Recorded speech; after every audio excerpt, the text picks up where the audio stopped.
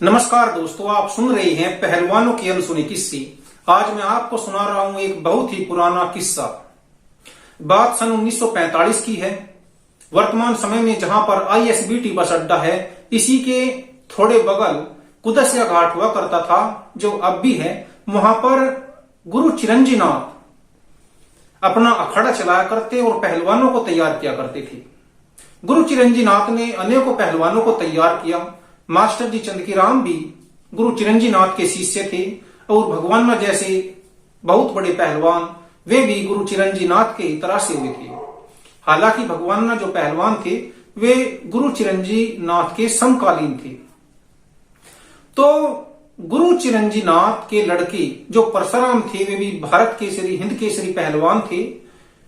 सन 1945 में गुरु चिरंजी नाथ के लड़के का रिश्ता तय हो गया। रिवाड़ी के पास भाड़ावास गांव में जब बारात जाने का समय आया तो जो बारात गई थी भाड़ावास, उस बारात में ज्यादातर लोग पहलवान ही थे।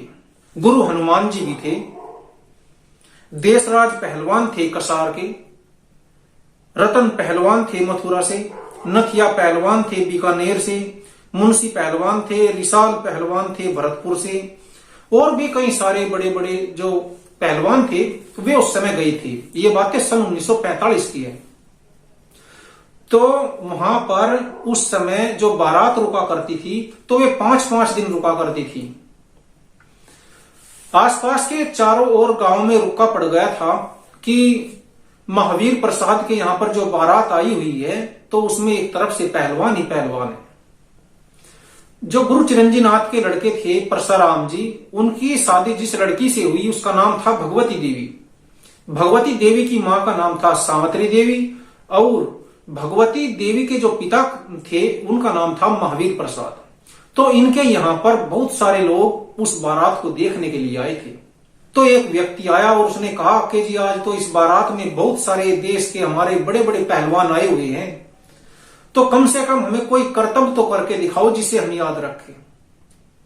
तो उस समय देशराज पहलवान जो कसार के निवासी थे, उन्होंने वहां पर उस जमाने में वे हुआ करती थी चड़स। चड़स से पानी दिए जाया करते थे, तो उस चड़स को बैल खींचा करते।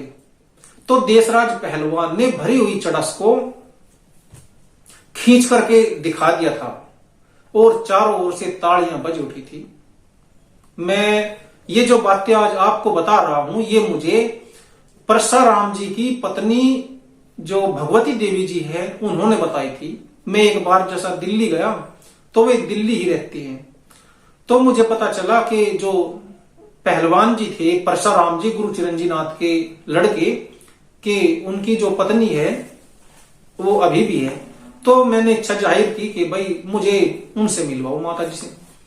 तो मैं उनसे मिलने चला गया। तब मैंने उनसे पूछा मका जी कुछ पुरानी बातें बताओ। तो उन्होंने अपनी शादी का यह किस्सा मुझे बताया था जो मैं आप लोगों को आज बता रहा हूं। तो दोस्तों फिर मिलते हैं किसी दूसरे पहलवान से जुड़े हुए अनसुने किस्से के साथ। तब तक के लिए नमस्कार।